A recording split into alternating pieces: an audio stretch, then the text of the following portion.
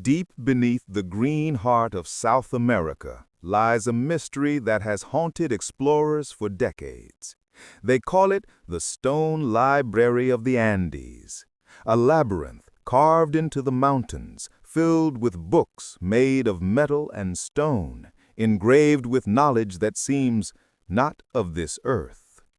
The story begins in Ecuador, in the shadow of the Cordillera del Condor.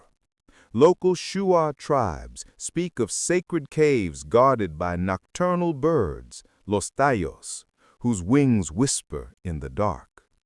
For centuries, they claimed that deep within these caverns lay the relics of the ancient ones. In 1969, an Argentinian explorer named Juan Moricz claimed he had entered those caves and found something astonishing.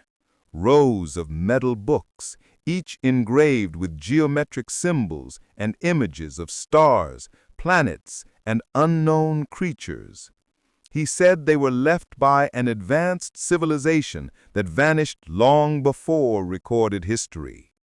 Moritz's claim exploded like wildfire across the scientific world.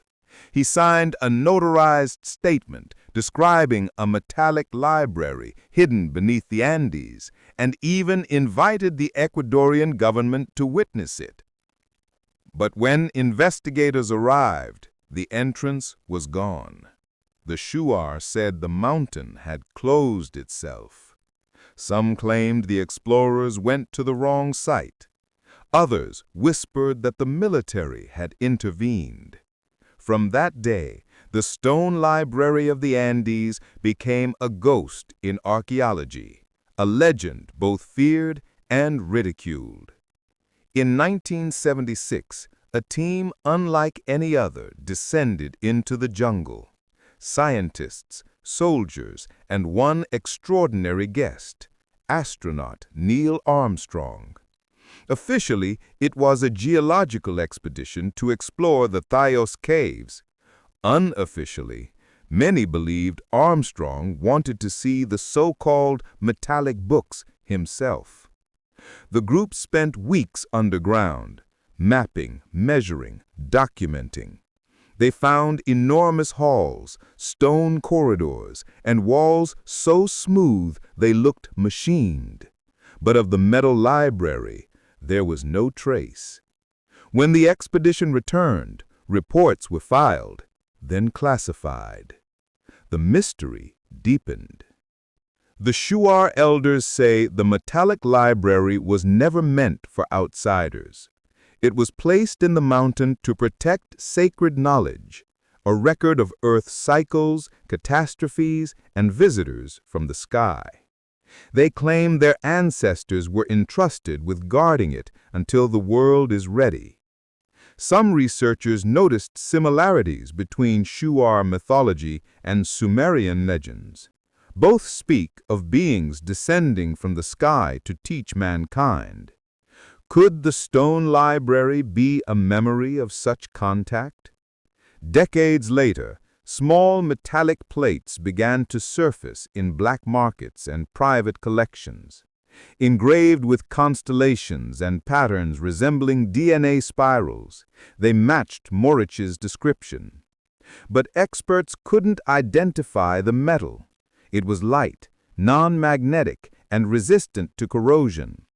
Some metallurgists called it unknown alloy. Others suggested ancient electroplating.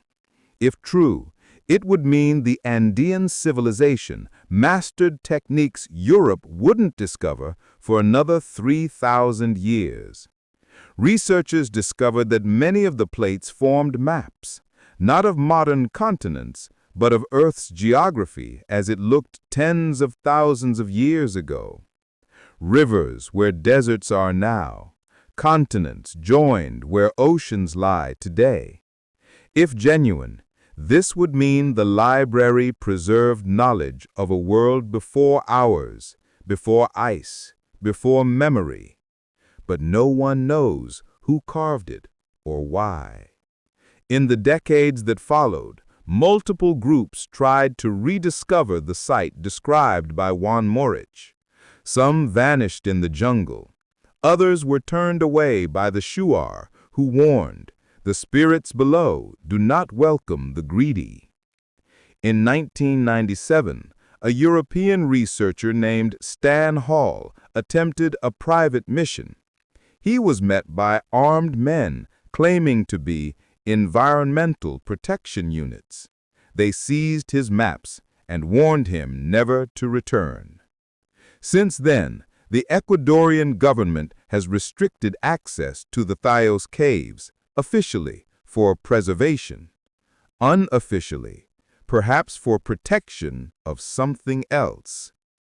In 2004, satellite scans of the region revealed symmetrical underground voids, some aligned to solstice rise. They were too regular to be natural. And at the center of one alignment, researchers found magnetic anomalies, as if something metallic lay deep below. When digital topographers overlaid the coordinates with Inca geoglyphs and sacred roots, a pattern appeared, a spiral, matching carvings found inside other Andean temples. It was as if the mountain itself was part of a code, a message left in stone. In 2011, linguists studying symbols from alleged metallic plates noticed something strange. Many glyphs mirrored the mathematical ratios found in light wavelengths. It seemed the engravings followed harmonic intervals, the same used in optics and sound resonance. Could the library encode information not as language, but as frequency? Was it not meant to be read, but to be heard? Modern lab tests on recovered fragments revealed traces of bismuth, titanium, and an unknown crystalline binder. The structure was nano-layered, something only possible with vapor deposition technology invented in the 20th century. If genuine, this material could rewrite human history and prove that advanced knowledge once existed in the Andes. Knowledge perhaps lost, or perhaps hidden. From Egypt to Tibet, from the Dogon of Mali to the Nazca Plains, ancient myths describe gods who descended to teach and left behind sacred records. All speak of knowledge stored in stone, light, and geometry. Could the stone library of the Andes be part of a global network, an forgotten archive of Earth's earliest scientists? A repository built not by one culture, but by many, following the same celestial blueprint? Legends say that when humanity forgets its origin, the mountain will open again. That the library is not just stone, it is a mirror reflecting who we were and who we may become again. Perhaps the true knowledge hidden in the Andes is not technology, but memory. A reminder that light and stone can both hold truth if only we dare to look. The stone library of the Andes remains lost, or perhaps merely sleeping. But deep within the mountains, where stone remembers and time forgets, knowledge waits. And one day, when the world is ready, the mountain may open its doors once more.